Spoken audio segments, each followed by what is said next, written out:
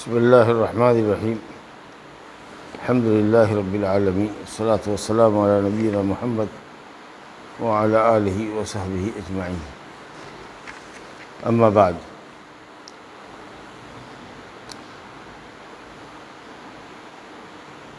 فعن ابن عمر رضی اللہ تعالی عنہ قال قال رسول اللہ صلی اللہ علیہ وسلم من ادرک رکعۃ من صلاة الجمعۃ وغیرها فلیضف الیہا اخری وقد تمت صلاته، رواہ النسائی وابن ماجہ والدارقطنی واللفظ لہ واسنادہ صحیح لیکن قوی ابو حاتم ارسالہ۔ جمعہ کا باب چل رہا ہے۔ حضرت ابن عمر رضی اللہ عنہ سے روایت ہے، کہتے ہیں کہ رسول اللہ صلی اللہ علیہ وسلم نے فرمایا، جس نے جمعہ کی نماز سے ایک رکعت پایا یا جمعہ کے علاوہ نماز سے بھی ایک رکعت پایا تو وہ اس کے ساتھ دوسری رکعت کا اضافہ کرے، دوسری رکعت ملا دے، اس کی نماز مکمل ہو جائے گی۔ تو جمعہ کے لیے تو ٹھیک ہے، لیکن دوسری نماز کے لیے تو جتنی رکعت چھٹی ہوگی اتنی ملانی پڑے گی۔ جمعہ کی کم سے کم جمعہ پڑھنے کے لیے ایک رکعت پانا ضروری ہے۔ مان لیجئے کہ اگر آپ پہلے جمعہ میں پہنچے اور امام دوسری رکعت میں ہے، دوسری رکعت اگر آپ نے پا لیا، قیام، رکوع، سجدہ، تحیات پا لیا، تو امام کے سلام پھیرنے کے بعد ایک رکعت آپ پڑھ لیجئے، آپ کا جمعہ ہو گیا۔ اور جو لوگ کہتے ہیں کہ رکوع پا لینے سے رکعت ہو جائے گی، تو ان کے یہاں یہ ہے کہ دوسری رکعت میں آپ امام کے ساتھ رکوع پا لیں۔ قیام اگر نہیں بھی پائیں گے تو اگر رکوع پا لینے سے ان کی حرکت ہو جاتی ہے، لیکن اگر امام دوسری رکعت میں رکوع سے اٹھ گیا اور تب کوئی پہنچا، سجدہ ملا اور تحیات ملا، تو جمعہ نہیں پڑے گا، اس کو 4 رکعت نماز پڑھنی پڑے گی، جمعہ گول ہو گیا۔ عام نمازوں کی طرح نہیں ہے کہ آپ تحیات میں آ کر کے بیٹھ جاتے ہیں، جیسے عشاء میں کوئی آیا ہوگا تحیات میں بیٹھ گیا نا، تو امام کے سلام پھیرنے کے بعد 4 رکعت پڑھ لے گا۔ جیسے 5 وقت کی نمازوں میں آپ تحیات میں بھی اگر ملیے گا تو آپ 4 رکعت پڑھ لیجئے گا، ویسا نہیں ہوگا۔ جمعہ میں کم سے کم ایک رکعت پانا ہے۔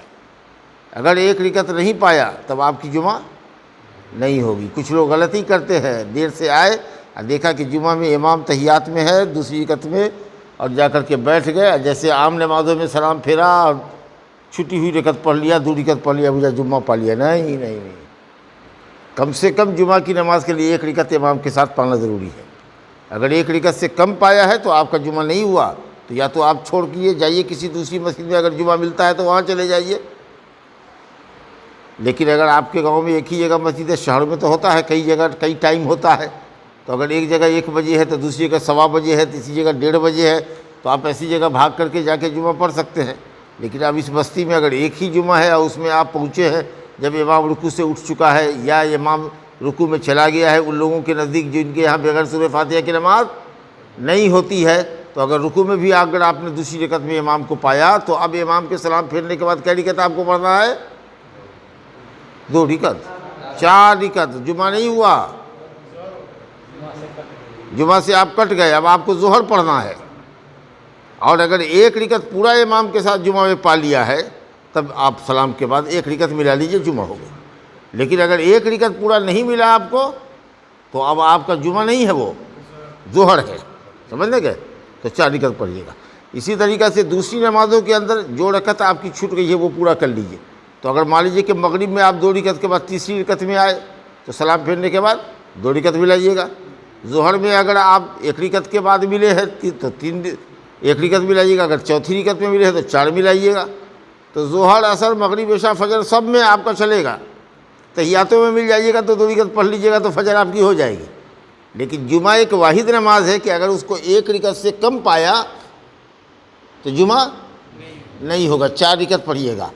یہ غلطی کبھی مت کیجیے گا، یہ بات کو بہت اہم مسئلہ ہے، اس کو یاد رکھیے۔ بہرحال تو 1 رکعت اگر جمعہ میں پا لیا ہے تو 1 رکعت اور ملا لیجیے، آپ کی جمعہ ہوگی۔ لیکن 1 رکعت سے کم پایا ہے تو جمعہ نہیں ہے، تب آپ کو ظہر پڑھنا ہے، 4 رکعت پڑھنا ہے۔ اور دوسری نمازوں کے اندر جے رکعت چھٹی ہے اتنی رکعت آپ پوری کر لیجیے۔ ایون تحیات میں بھی آپ بیٹھے ہیں تو آپ عشاء میں اگر تحیات میں بھی بیٹھے ہیں تو 4 رکعت پڑھیے۔ لیکن جمعہ کے لیے یہ شرط ہے کہ 1 رکعت کم سے کم امام کے ساتھ پانا چاہیے۔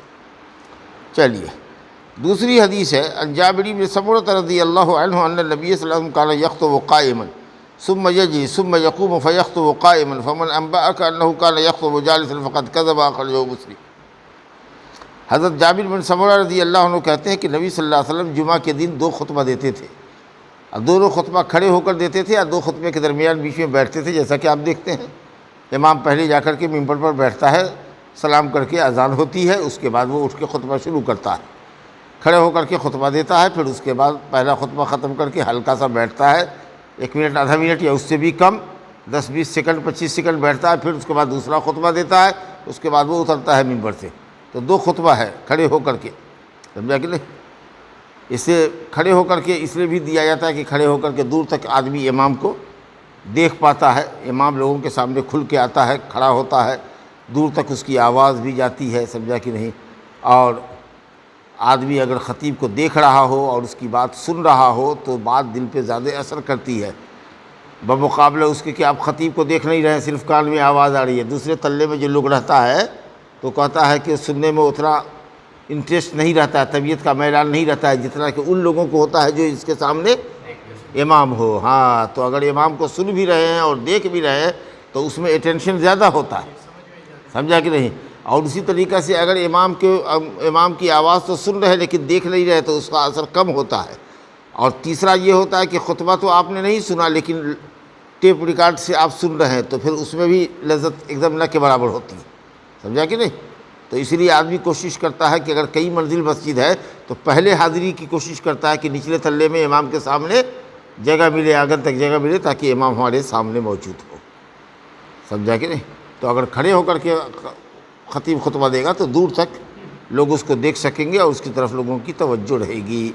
اب بعض اہل علم نے کہا کہ کھڑا ہو کے آدمی بولتا ہے تو بہت ساری باتیں اس کو اللہ تعالیٰ سجھاتا بھی ہے، دل دماغ میں بھولی بسری باتیں بھی یاد آتی رہتی ہے، بیٹھ کر کے اتنی بات نہیں سوچتی ہے جتنا کہ کھڑے ہو کر کے بولتا ہے۔ پھر کھڑے ہو کر کے بولنے میں تھوڑا سا آدمی کو جوش بھی آتا ہے، تو خطیب کو چاہیے کہ ذرا سا جوشیلے انداز میں بھی خطابت کرے، ایک دم مریل آواز میں، مدھیم آواز میں اگر کر رہا ہے تو لوگوں کی توجہ نہیں رہتی ہے، سمجھا کہ نہیں؟ لیکن اب اس کا بھی یہ مطلب نہیں کہ ایک شروع کیا تو ایک دفعہ چلانا شروع کیا تو آخر تک چلا ہی رہے کہ کان میں آواز گونج رہی ہے، لوگوں کا کان کا لگتا ہے کہ جیسے کہ پردہ پھٹ جائے گا، تو ایسا بھی نہیں ہونا چاہیے۔ ضرورت کے مطابق آواز میں زیر و بم ہونا چاہیے، کہیں پر حسب ضرورت آواز اونچی ہونی چاہیے، کہیں پر پست ہونی چاہیے، ہے نا؟ بہرحال تو نبی صلی اللہ علیہ وسلم خطبہ دیا کرتے تھے کھڑے ہو کر، پھر بیٹھتے تھے، ہلکا بیٹھنا، پھر کھڑے ہو کر کے خطبہ دیتے تھے۔ اگر کوئی شخص تم کو یہ خبر کرے کہ نبی صلی اللہ علیہ وسلم بیٹھ کے خطبہ دیتے تھے تو سمجھو کہ وہ غلط کہہ رہا ہے، جھوٹ کہہ رہا ہے، غلط کہہ رہا ہے۔ نبی صلی اللہ علیہ وسلم نے کبھی بھی زندگی میں بیٹھ کر خطبہ جمعہ کا خطبہ نہیں دیا، لیکن ہم نے آپ کو پہلے بھی بتایا تھا کہ اگر کوئی خاص امام آیا ہے، امیر المومنین آئے ہیں، ان کو خطبہ دینا ہے، وہ کھڑے نہیں ہو سکتے ہیں تو بیٹھ کے خطبہ دے سکتے ہیں، یا امام کھڑے ہو کر خطبہ دے رہا تھا، طبیعت اس کی بگڑ گئی، سمجھا کہ نہیں، اس کے سینے میں مثال کے طور پر درد ہونے لگا یا کوئی اور تکلیف ہوئی، سر میں چکر آنے لگا، بیٹھ کے اس نے اپنا خطبہ مکمل کر لیا، پھر دوسرا خطبہ بھی بیٹھ کر کے اس نے دیا، تو انشاءاللہ کوئی حرج کی بات نہیں ہے۔ خطبہ کھڑے ہو کر دینا اہل علم کے راجح قول میں سنت ہے۔ اس کے بعد تیسری حدیث جابر بن عبداللہ رضی اللہ عنہ کہتے ہیں کہ کان رسول اللہ صلی اللہ علیہ وسلم اذا خطب احمرت عیناہ وعلی صوته واشتد غضبه حتى كأنه منذر جيش يقول وسبحكم ومساكم ويقول أما بعد فإن خير الحديث كتاب الله وخير الهدي هدي محمد صلى الله عليه وسلم وشر الأمور محدثاتها وكل بدعة ضلالة رواه مسلم۔ وفي رواية له كانت خطبة النبي صلى الله عليه وسلم يوم الجمعة يحمد الله ويثني عليه ثم يقول على إثر ذلك يا على أثر ذلك وقد على صوته۔ وفي رواية له من يهد الله فلا مضل له ومن يضلل فلا هادي له وللنسائي وكل ضلالة في النار۔ خطبہ دیتے ہیں ہم لوگ نا تو پڑھتے ہیں نا الحمدللہ نحمدہ ونستعینہ ونستغفرہ، تمام تعریف اللہ کے لیے ہے جس کی ہم تعریف کرتے ہیں، ونستغفرہ اس سے اپنے گناہوں کی معافی چاہتے ہیں، نحمدہ ونستعینہ اور اس سے مدد چاہتے ہیں، ونستغفرہ اس سے گناہ کی مغفرت چاہتے ہیں۔ اس کے بعد من یہد اللہ فلا مضل لہ، جس کو اللہ ہدایت دے اس کو کوئی گمراہ نہیں کر سکتا، ومن یضلل فلا ہادی لہ، جس کو اللہ تعالیٰ گمراہ کر دے اس کو کوئی ہدایت نہیں دے سکتا۔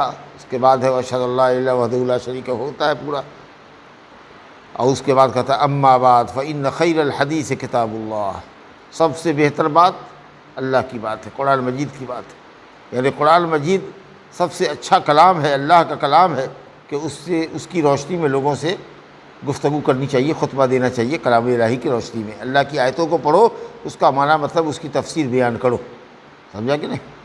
اور اس کے بعد فرمایا گیا وخیر الہدی ہدی محمد صلی اللہ علیہ وسلم، اور سب سے بہتر طریقہ، سب سے بہتر سیرت نبی صلی اللہ علیہ وسلم کی سیرت ہے، نبی صلی اللہ علیہ وسلم کا طریقہ ہے، اس طریقوں کو اختیار کرو ہر معاملے میں، نماز میں، اخلاق میں، کاروبار میں نبی صلی اللہ علیہ وسلم کے طریقے کو اختیار کرو۔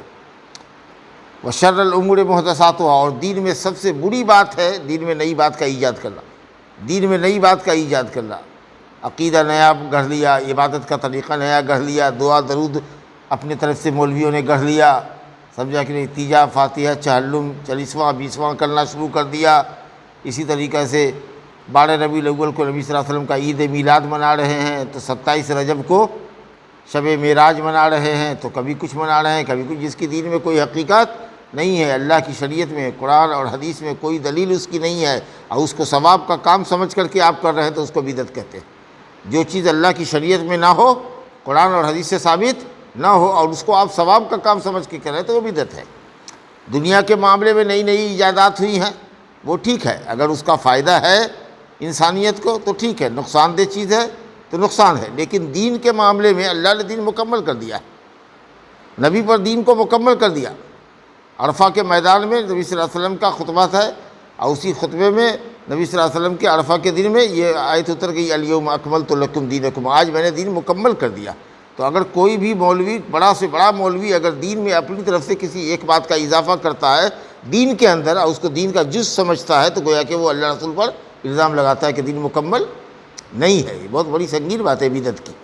تو جو کہتے ہیں کہ سنت پر عمل کرو، قرآن و حدیث پر عمل کرو، دین میں کوئی عبادت، کوئی کام، کوئی وظیفہ، کوئی ورد و وظیفہ، کوئی عقیدہ ایسا نہ رکھو کہ جو قرآن اور حدیث سے ثابت نہ ہو۔ تو وہی کہا جا رہا ہے وشر الامور محدثاتها، سب سے بری بات دین میں نئی بات پیدا کرنا، اور ہر نئی بات دین کے اندر بدعت کہلاتی ہے۔ بدعت کہتے ہیں ہر نئی بات کو جو دین کے اندر لوگوں نے ایجاد کر دی، اور ہر نئی بات دین کے اندر بدعت ہے، اور ہر بدعت گمراہی ہے، سمجھا کہ نہیں؟ اور نسائی میں ہے وَكُلُّ ضَلَالَةٍ فِي النَّارِ، اور ہر گمراہی جہنم میں لے جانے والی ہے۔ تو کچھ لوگ کہتے ہیں اچھا نبی صلی اللہ علیہ وسلم نے عید میلاد نہیں منایا، صحابہ نے نہیں منایا، تو کیا ہوا؟ نبی صلی اللہ علیہ وسلم کی پیدائش کا دن ہم مناتے ہیں، اس میں نبی صلی اللہ علیہ وسلم کا تذکرہ کرتے ہیں، تو کیا برا کرتے ہیں؟ کہ کیا یہی برا کرتے ہو کہ جو کام نبی صلی اللہ علیہ وسلم نے نہیں کیا، صحابہ کرام نے نہیں کیا، وہ کام تم ثواب کا سمجھ کے کر رہے ہو؟ اس کا مطلب کہ یہ ثواب نبی صلی اللہ علیہ وسلم کو نہیں سوجھا، تم لوگوں کو سوجھ رہا ہے۔ تو اس سے بڑی اور خراب بات کیا ہوگی؟ دنیا کے معاملے میں ٹھیک ہے، آپ نیا نیا طریقہ اختیار کر سکتے ہیں، پہلے ہل بیل سے اب کھیت جوتتے تھے، اب نئی مشین آ گئی ہے تو مشین کا استعمال کھیت جوتنے میں، کھیتی باڑی کرنے میں کر رہے ہیں، نئی نئی مشین سے مکان تعمیر ہو رہا ہے، ایجادات ہو رہی ہیں، وہ سب تو اچھی چیز ہے۔ تو دنیا کے معاملے میں جتنی ترقی ہو اور وہ فائدہ مند ہو انسانوں کے لیے تو وہ تو مطلوب ہے، سمجھا کہ نہیں؟ لیکن اگر نقصان دہ چیز ہے، آپ زہریلی دوائیں بناتے ہیں، ایٹم بم بناتے ہیں، اور اس کا مقصد یہ ہے کہ بے قصوروں کو مارے اور دھوس جمائے، تو یہ ناجائز ہے، حرام ہے، سمجھ لیں گے؟ لیکن دنیاوی ترقی جو ہے اس کے لیے تو دروازہ کھلا ہوا ہے، لیکن دین اللہ نے مکمل کر دیا ہے۔ تو عقیدہ وہی ہونا چاہیے جو قرآن حدیث سے ثابت ہے، عبادت اسی انداز پہ کیجیے جو قرآن حدیث سے ثابت ہے، جو ورد و وظیفہ ہے وہ کیجیے۔ درود شریف لوگوں نے جو قرآن حدیث جو حدیث میں ثابت ہے اس درود کو چھوڑ دیا ہے، درود تاج، درود لکی، کیا کیا درود سب اپنی طرف سے لوگوں نے گڑھ لیا ہے، اس کو پڑھ رہے ہیں، تو یہ سب بدعت ہے، سمجھ گے؟ تو وہی حدیث ہے۔ اب نبی صلی اللہ علیہ وسلم جو خطبہ دیا کرتے تھے، تو دیکھیے نبی صلی اللہ علیہ وسلم کے خطبے کی حالت کیا ہوتی تھی۔ جب آپ خطبہ دیتے تو آپ کی آنکھیں سرخ ہو جاتی تھی، جی، آپ کی آواز گرجدار ہوتی تھی خطبے کے اندر، غصہ آپ کا سخت ہو جاتا، جیسے لگتا تھا کہ اپنی قوم کو دشمن سے ڈرا رہے ہیں۔ جیسے کوئی آدمی گھبرایا ہوا دوڑا ہوا اپنے گاؤں میں آوے اور یہ کہے کہ ہم دیکھا ہے کہ کوئی لشکر ہے، سمجھا کہ نہیں؟ وہ لشکر ہتھیار سے لیس ہو کر کے آ رہا ہے، آپ کی بستی پر چڑھائی کرنے کے لیے کہہ رہا تھا کہ چلو اس محلے میں جس کو پائیں گے مارتے ہوئے، لوٹتے پاٹتے ہوئے نکل جائیں گے۔ اس لیے ہو سکتا ہے کہ صبح حملہ کر دے، یا ہو سکتا ہے کہ شام حملہ کر دے، آپ لوگ سترک ہو جائیے، چوکنا ہو جائیے، سمجھا کہ نہیں؟ تو جس طریقے سے وہ شخص گھبرایا ہوا آتا ہے اور اپنی قوم کو ڈراتا ہے، کہتے ہیں صبحکم، کہتا ہے وہ مساکم، صبح دم لشکر آ جائے گا تو شام میں لشکر گاؤں پر حملہ آور ہو جائے گا۔ تو جتنا وہ گھبرایا ہوا ہوتا ہے اور جتنا وہ لوگوں کو ڈرانے والا ہوتا ہے، اس طریقے سے نبی صلی اللہ علیہ وسلم لوگوں کو خطبے کے اندر لڑاتے تھے، سمجھا کہ نہیں؟ ہاں، تو خاص کر کے جب جہنم کا تذکرہ ہوتا، لوگوں کی غلطیوں کے اوپر آپ نشاندہی کرتے کہ لوگ جھوٹ بول رہے ہیں، شراب لوگ پی رہے ہیں، مثال کے طور پر جوا کھیل رہے ہیں، رشوت لے رہے ہیں، سودی کاروبار کر رہے ہیں، زمین جائیداد لوگوں کی ہڑپ رہے ہیں، سمجھا کہ چوری چکاری کر رہے ہیں۔ اب اس طرح کا بیان اگر آتا تھا واض و بیان کے اندر تو آپ کے انداز کے اندر بڑی کڑک آ جاتی تھی تاکہ لوگوں کے اندر ڈر سمائے، سمجھا نا؟ کیونکہ اگر گرم بات ہے، کڑی بات ہے، وہ اگر اس کو ہنستے ہوئے نرم انداز میں کہیے گا تو اس کا اثر ختم ہو جائے گا۔ آپ بیٹے کو غلطی پر ڈانٹ رہے ہیں، اب مسکرا رہے ہیں اور ڈانٹ بھی رہے ہیں، تو ڈانٹ کیسے رہے؟ مسکرا کر کے اور نرمی سے گفتگو پیار کے ساتھ کی جاتی ہے۔ اگر ڈانٹ رہے تو ڈانٹنے کا انداز ہونا چاہیے نا، آنکھ لال ہو جائے گی، آنکھ بڑی بڑی کریے گا، ڈانٹیے گا اس کو، تو یہی ہوتا ہے کہ واعظ کے اندر، خطبے کے اندر، واعظ و بیان کے اندر خطیب کو ایسا ہونا چاہیے کہ حسب ضرورت جہاں پر آواز اونچی کرنے کی ضرورت ہے، لوگوں کو جہاں پر ڈرانا ہے گناہوں کے انجام وغیرہ سے کہ تمہارے گناہوں کی وجہ سے بارش نہیں ہو رہی ہے، تم ایسے ہو، تم ویسے ہو، تو اس وقت اس کی آواز کے اندر کڑختگی ہونی چاہیے۔ اس طریقے سے آپ ڈانٹتے اور لوگوں کو پر غصہ ہوتے، جیسے لگتا ہے کہ کوئی دشمن سے اپنی قوم کو ڈرانے کے لیے گھبرایا ہوا آیا ہو، چلاتا ہوا آیا ہو، دور ہی سے کھڑا ہو کہ بھاگو بھاگو بھاگو، جیسے کہ پرانے زمانے میں سیلاب آتا تھا، سمجھا کہ نہیں؟ تو لوگوں سیلاب آ رہا ہے آ رہا ہے آ رہا ہے، دیکھ رہا ہے بہت تیزی سے پانی بڑھ رہا ہے، سمجھا کہ نہیں؟ ہاں، تمہاری بستی کو لوگوں نے ڈبانے کے لیے اپنی سڑک کو کاٹ دیا ہے تاکہ سارا پانی تمہاری بستی میں آ جائے، تو کس طریقے سے وہ آدمی گھبرایا ہوا، چیختا ہوا، چلاتا ہوا پوری بستی میں بھاگتا پھرتا تھا؟ تو اس طریقے کی کیفیت ہوتی تھی، ممبر پر یہ کیفیت ہوتی تھی خطبے کے وقت میں۔ اور جو خطبے میں فرماتے تھے شروع میں اللہ کی حمد و ثنا کرتے تھے، اللہ کی توحید بیان کرتے تھے کہ اللہ ایک ہے، اور اس کے بعد اما بعد کے بعد کہتے ہیں کہ سب سے بہترین بات اللہ کی بات ہے قرآن مجید، کیونکہ اس سے بہتر کوئی کلام نہیں ہو سکتا۔ اس میں ہر طرح کی نصیحت ہے، موعظت ہے، عبرت ہے، احکام ہے، جنت کا تذکرہ ہے، جہنم کا تذکرہ ہے، اس سے اچھی بات کس کی ہو سکتی ہے؟ اور طریقہ محمد صلی اللہ علیہ وسلم کے طریقے سے بہتر کیا ہو سکتا ہے؟ تو اللہ کی بات، رسول کی بات اور رسول کے طریقے سے بڑھ کے کیا ہو سکتا ہے؟ اب اس کے بعد تم رسول کا طریقہ نہیں اختیار کر رہے ہو، اپنا طریقہ تم نے دین کے اندر اختیار کر لیا جو قرآن حدیث سے ثابت نہیں ہے، تو اس کو کہتے ہیں بدعت۔ جو کام دین کے اندر تم نے خود سے ایجاد کر لیا یا عالموں نے ہی پیدا کر دیا جو قرآن حدیث میں نہیں ہے اور ثواب کے لیے تم نے اس کو پیدا کر دیا، اس کو کہتے ہیں بدعت۔ اور بدعت گمراہی ہے اور دین میں سب سے بری بات ہے، اور ہر گمراہی جہنم میں لے جائے۔ کچھ لوگ کہتے ہیں بدعت اچھی بھی ہوتی ہے، بدعت بری بھی ہوتی ہے، کہیں گا جو بھی بدعت ہوگی وہ اچھی نہیں ہوگی، اور جو بھی اچھا کام ہوگا قرآن حدیث میں ثابت ہوگا وہ بدعت نہیں ہو سکتا ہے۔ یہ جھانسا دے مت دو ہم کو۔ چلیے اس کے بعد یہ روایت ہے ایک اور دیکھیے، کہتے ہیں وعن عمار بن یاسر رضی اللہ عنہ قال سمعت رسول اللہ صلی اللہ علیہ وسلم یقول ان طول صلاۃ الرجل وقصر خطبته مئنۃ من فقہ۔ کہتے ہیں عمار بن یاسر رضی اللہ عنہ بڑے قدیم الاسلام صحابی ہے، کہتے ہیں کہ میں نے رسول اللہ صلی اللہ علیہ وسلم سے سنا کہ آدمی کی نماز کا لمبا ہونا اور خطبے کا مختصر ہونا یہ اس کے عالم اور فہیم فقیہ ہونے کی، سمجھدار ہونے کی دلیل ہے۔ خطبہ بہت لمبا ہو اور نماز چھوٹی ہوئی بیوقوفی ہے، سمجھا کہ نہیں؟ لیکن اب اتنا بھی مختصر خطبہ نہیں ہونا چاہیے کہ آدمی اپنی بات لوگوں کو سمجھا نہ سکے، دلوں کے اندر حرکت پیدا نہ کر سکے، جو کہنا چاہتا ہے وہ بھی مکمل نہیں کہہ پایا، 2 منٹ 4 منٹ کھڑے ہو کر کے گفتگو کیا جس سے بات واضح نہیں ہوئی، سمجھا کہ نہیں؟ ہاں، تو خطبہ ایسا ہونا چاہیے، لیکن ایسا بھی نہیں ہونا چاہیے جیسا کہ ہم لوگ دیتے ہیں 45 منٹ 40 منٹ کا خطبہ دیتے ہیں اور نماز مشکل سے 5 منٹ یا 7 منٹ یا 8 منٹ یا 10 منٹ کی نماز ہوتی ہے، سمجھا کہ نہیں؟ نبی صلی اللہ علیہ وسلم خطبہ میں اکثر سورہ قاف پڑھا کرتے تھے۔ عرب قوم تھی، آپ قرآن پڑھتے جاتے تھے، عرب قوم سمجھتی جاتی تھی۔ ہماری قوم چونکہ عربی نہیں جانتی ہے تو اگر ہم سورہ قاف پڑھیں گے تو اس کا جب تک ترجمہ اور تفسیر نہیں بیان کریں گے لوگ اس کو نہیں سمجھے گا۔ تو مان لیجئے کہ سورہ قاف ہی نبی صلی اللہ علیہ وسلم اگر ٹھہر ٹھہر کے پڑھتے رہے ہوں گے تو ایک اندازے کے محتاط اندازے کے مطابق 15-17 منٹ لگے گا، سمجھا کہ نہیں؟ پھر شروع میں کچھ تمہیدی کلمات کہے، پھر کچھ اخیر میں دعائیہ کلمات کہے، تو میرا خیال ہے کہ 15 سے 20 منٹ تک کا خطبہ ہو جائے گا، سمجھا کہ نہیں؟ تو اگر اس طرح کا خطبہ ہو 15 منٹ 20 منٹ 25 منٹ، اب بہت سی جگہ پر کم کر دیا ہے لوگوں نے، آدھا گھنٹہ ہی رکھا ہے، اب زیادہ نہیں کرتے۔ 12:15 بجے اگر خطبہ ہے تو کہتے ہیں مولانا 45 پہ ختم کر دیجیے گا، بہت تو 50 پر، 30 منٹ 35 منٹ سے اس سے زیادہ نہیں، لیکن پہلے ہوتا تھا 45 منٹ، ایک گھنٹہ۔ تو ٹھیک کیا ہے لوگوں نے کہ 25 منٹ اور 30 منٹ کا خطبہ رکھا ہے، بلکہ اور بھی مختصر اگر کیا جائے تو اچھی بات ہے۔ زیادہ لمبی گفتگو کرنے سے ایک تو سنتے سنتے آدمی اکتا جاتا ہے، دوسری بات یہ ہوتی ہے کہ پیچھے والی بات تو یاد رہتی ہے اور آگے جو بات کہی وہ بھول جاتا ہے۔ اتنی نہ بات آئی کہ کتنی بات کو یاد رکھے گا، خاص کہ اگر مولوی آدمی نہ ہو، پڑھا لکھا آدمی نہ ہو، عام عوام جاہل عوام ہو تو وہ کیا سمجھے گی؟ کچھ بات اس کے دماغ میں رہ جائے گی، باقی ساری بات نکل جائے گی۔ تو بات سٹک کہنی چاہیے، مختصر کہنی چاہیے، جچی تلی بات کہنی چاہیے، اور قصے کہانی میں زیادہ وقت گزارنا نہیں چاہیے۔ قرآن پڑھے، حدیث پڑھے، اس کا معنی مطلب سمجھا کر کے بیٹھے۔ چلیے آگے روایت ہے، ام ہشام بنت حارثہ رضی اللہ عنہ کہتی ہیں کہ ما اخذت قاف والقرآن المجید الا عن لسان رسول اللہ صلی اللہ علیہ وسلم یقرؤها کل جمعۃ علی المنبر اذا خطب الناس، رواہ مسلم۔ یہ خاتون ہے ام ہشام بنت حارثہ بن نعمان، کہتی ہیں کہ میں نے سورہ قاف والقرآن المجید جو 26واں پارہ میں ہے، 3 رکوع والی وہ صورت ہے، میں نے اس کو نبی صلی اللہ علیہ وسلم سے سنتے سنتے جمعہ کے خطبے میں یاد کر لیا۔ اس کثرت سے نبی صلی اللہ علیہ وسلم اس پر واعظ و بیان کرتے تھے، اس کو پڑھتے تھے کہ سنتے سنتے یہ پوری صورت ہم کو یاد ہو گئی۔ اللہ اکبر، سوچیے اس کثرت سے کرتے تھے۔ کیوں؟ اس لیے کہ اس میں انسان کی پیدائش کا ذکر ہے، قیامت کا ذکر ہے کہ قیامت آئے گی۔ لوگ جو قیامت کا انکار کرتے تھے اس کے اوپر قرآن نے رد کیا ہے۔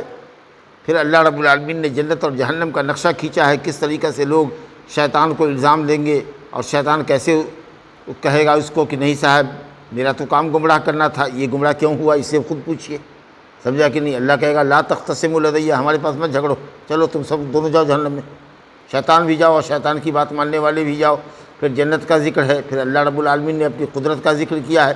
تو واعظ و بیان کے اعتبار سے یہ سورہ قاف جو ہے بہت اچھی صورت ہے، تو اسی لیے نبی صلی اللہ علیہ وسلم خطبہ دیا کرتے تھے سورہ قاف۔ اس کا مطلب یہ ہوا کہ واعظ و بیان کے اندر ایسی چیزوں کا انتخاب ہو جس سے لوگوں کے اندر عمل کا جذبہ پیدا ہو، نیک عمل کا جذبہ پیدا ہو، اور گناہوں سے انسان کو نفرت پیدا ہو، اور آدمی اپنی موت کو یاد کرے، قیامت کو یاد کرے، اور نیک عمل کی طرف سبقت کرے، بڑھے۔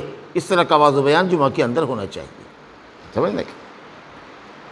اور اس کے بعد جب جمعہ کا خطیب خطبے پہ چڑھ جائے ممبر پر، اور خطبہ شروع کر دیتے ایک دم سائلنٹ، ایک دم خاموش۔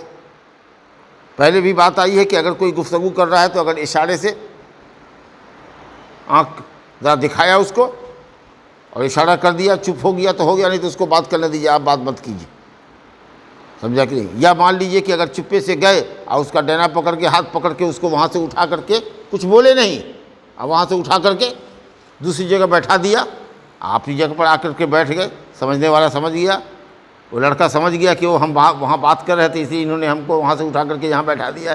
اگر بغیر کچھ بولے ہوئے جا کے اس کا ہاتھ پکڑ کے وہاں سے اٹھا کر کے دوسری جگہ بیٹھا دیجیے، کچھ نہ بولیے، تب ٹھیک ہے، نہ تو اس کو اس کے حال پہ چھوڑیے، آپ اپنا جمعہ خراب مت کیجیے۔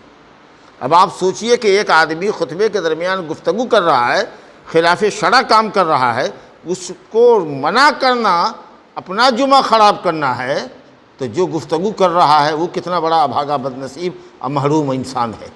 جمعہ کا ثواب نہیں ملے گا، نماز تو آپ کی ہو جائے گی لیکن جمعہ کا ثواب نہیں ملے گا۔ دیکھیے حدیث، تو اسی لیے جمعہ کے خطبے کی بڑی اہمیت ہے۔ ہاں، کوئی ہے تو جا کے پوری نیندیں سو رہا ہے، ہاں، معلوم نہیں کہ نیند کی حالت میں ریا خارج ہو گیا، اس کو پتہ بھی نہیں چلا، ارے جہاں جھپکی لگنے لگے اٹھ جاؤ، آنکھ ملو، جگہ بدل دو، چلے جاؤ باہر، تھوڑا سا پانی لے کے آنکھ پر ذرا مارو، تو کسی کو دیکھے گا مستقل سو رہا ہے، سمجھا کہ کسی کو دیکھیے گا کہ مستقل گفتگو کر رہا ہے، کسی کو دیکھیے گا کہ مستقل موبائل سے کھیل رہا ہے۔ لا حول ولا قوت الا باللہ۔ یہ خطبہ ہے، خطبے سے فائدہ حاصل کرو، کیا خطیب کہہ رہا ہے یہ سنو۔ دیکھیے حدیث کیا کہہ رہی ہے، ذرا غور کی۔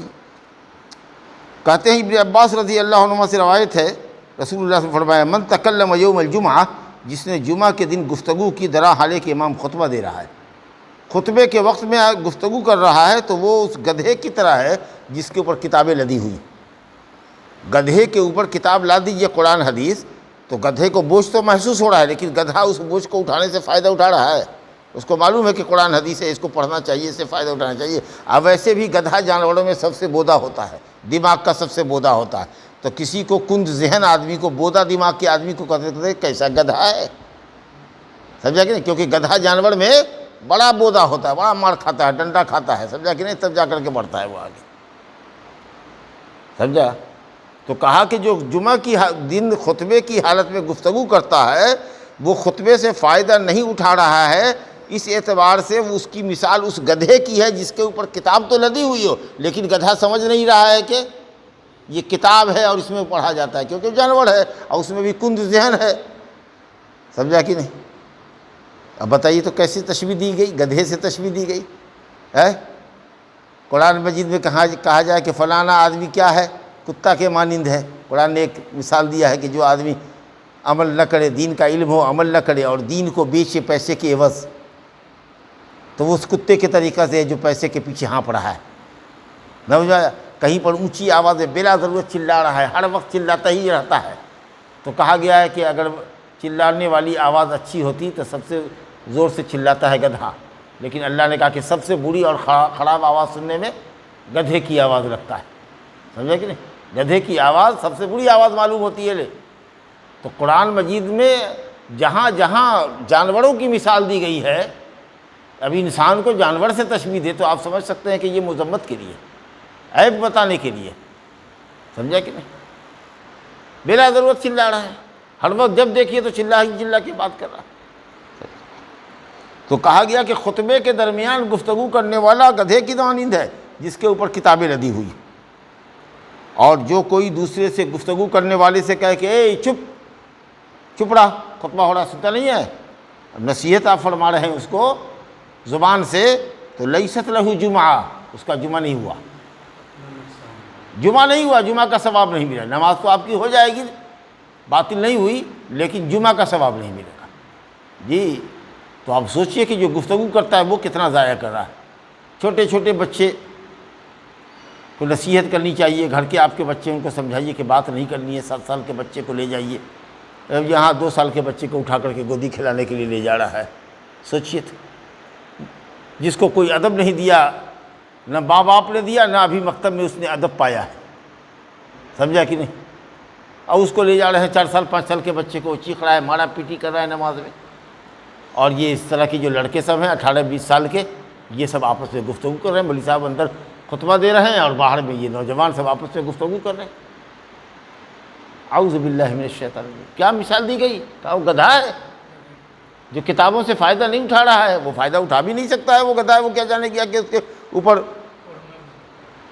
سمجھا کہ نہیں کیا لادا ہے، پتھر کوئی لادے ہوا ہے کہ کتاب لادے ہوا ہے۔ اسی طریقے سے تو گدھا ہے کہ خطبہ ہو رہا ہے تو اس سے فائدہ نہیں حاصل کر رہا اور جمعہ کے ثواب سے محروم ہو رہا ہے۔ اب ابو ہریرہ رضی اللہ عنہ کی جو حدیث آئی ہے صحیحین میں کہ اگر تم خطبے کی حالت میں کسی کو کہتے ہو چپ ہو جاؤ اور امام خطبہ دے رہا ہو تو تم نے لغو کام کیا۔ لغو کام کیا کیا؟ یہی کیا کہ اپنے ثواب کو ضائع کیا، اپنا نقصان تم نے کیا، سمجھا کہ نہیں؟ یہاں تک کہ اگر کسی کو چھینک آوے تو آہستہ من میں الحمدللہ کہے، آواز اونچی کر کے نہ کہے تاکہ خطیب چونکے نہیں کہ کیا بولا، سمجھا کہ ہو سکتا ہے کہ آپ الحمدللہ کہیے تو دوسرا کہیں یرحمک اللہ کہہ دے تو یہ آپس کی گفتگو ہو جائے گی۔ خطبے میں گفتگو نہیں کرنا، اس لیے اگر کسی کو چھینک آئے تو آہستہ سے۔ اب مان لو کہ اگر خطبہ ہو رہا ہے اور کوئی گیا السلام علیکم کرتا ہوا مسجد میں گیا تو جواب مت دو، وہ جواب کا مستحق نہیں ہے، کیونکہ خطبے کی حالت میں گفتگو جائز نہیں ہے، اس لیے چپ چاپ دعا پڑھ کے جائے، سلام کرنے کی مسجد میں ضرورت نہیں ہے۔ اور اگر اس نے بے وقوفی کی سلام کر کے خطبے کی حالت میں تو وہ جواب پانے کا مستحق نہیں ہے۔ البتہ جب خطیب نبی صلی اللہ علیہ وسلم کا نام لے، کہہ کہ حدیث میں آیا ہے رسول اللہ صلی اللہ علیہ وسلم نے فرمایا، تو جب نبی کا نام آئے تو حدیث میں آتا ہے کہ نبی صلی اللہ علیہ وسلم کا نام سن کر کے اگر کوئی درود نہ بھیجے تو بخیل ہے، تو جی میں صلی اللہ علیہ وسلم اپنے من میں کہہ دیجئے۔ یا اسی طریقے سے دعائیہ جملہ آمین کا امام کہے، اللہ مسلمانوں کو ہدایت دے، صراط مستقیم پر گامزن رکھ، بدعات سے، شرک سے، بدعات سے، گناہوں سے محفوظ رکھ، یا اللہ بارش کی ضرورت ہے، گناہوں کی وجہ سے بارش بند ہے، اللہ اپنے فضل سے ہم لوگوں کو بارش سے سیراب کر۔ تو اس طرح کی جو دعا کرتا ہے تو اس دعا کے اوپر آمین بھی آہستہ سے جی میں کرنا ہے، بلند آواز سے آمین نہیں کہنا ہے۔ تو آمین دعاؤں پر آمین آہستہ کر سکتے ہیں، درود کے جملے، مختصر جملے صلی اللہ علیہ وسلم، نبی صلی اللہ علیہ وسلم کا نام سن کر کے خطبے میں جمعہ کے آپ کہہ سکتے ہیں۔ الحمدللہ اگر چھینک آئے تو الحمدللہ من میں کہہ سکتے ہیں، لیکن سلام علیکم کا جواب وعلیکم السلام نہیں دے سکتے۔ کوئی چھینکے تو یرحمک اللہ نہیں کہہ سکتے، آپس کی کوئی گفتگو خطبے کی حالت میں نہیں کر سکتے، ورنہ آپ کا جمعہ باطل ہو جائے گا، لغو ہو جائے گا۔ ھذا وباللہ التوفیق، صلی اللہ علیہ نبینا محمد وآلہ وصحبہ اجمعین۔